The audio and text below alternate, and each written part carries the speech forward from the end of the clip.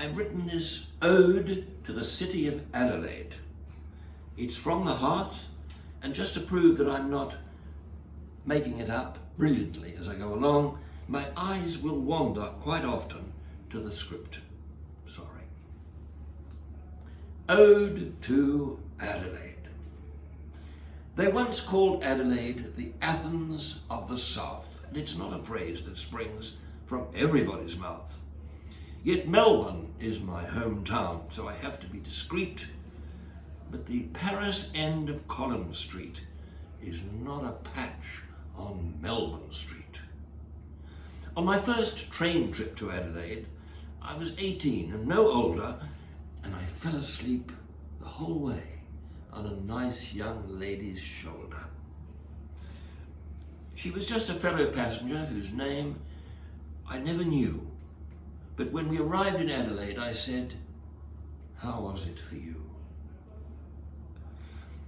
On my first time in your city, I was more than slightly nervous when they told me you'll find Adelaide seethes beneath the surface.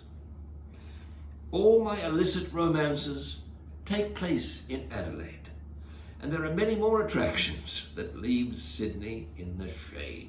Oh, those lovely trips to Glenelg on that mulberry-coloured tram, Holden motors, pies and floaters and Beerenbergie jam, Haigs and ditters, fritzy fritters by the Torrens with a girl, picnics on your banks and giving thanks for your blessed Barossa pearl. I love your suburbs, Adelaide, which I'm longing to explore. Gilberton, Hindmarsh, Sefton Park, Semaphore, Springfield and Unley Park, where I always love to go.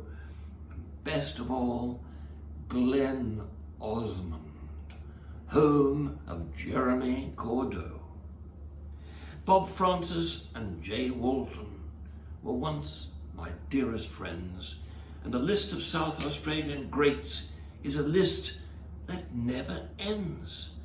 Or Robert Helpman, Peter Dawson, Percy Granger, and Jeff Smart, not forgetting Donald Bradman, who turned cricket to an art. I'll share with you a secret, and here's the nitty-gritty.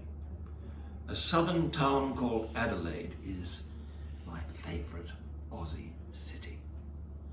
I'm coming back to you one day while I'm still alive and breathing, and I'm pretty sure I'll find Adelaide still seething.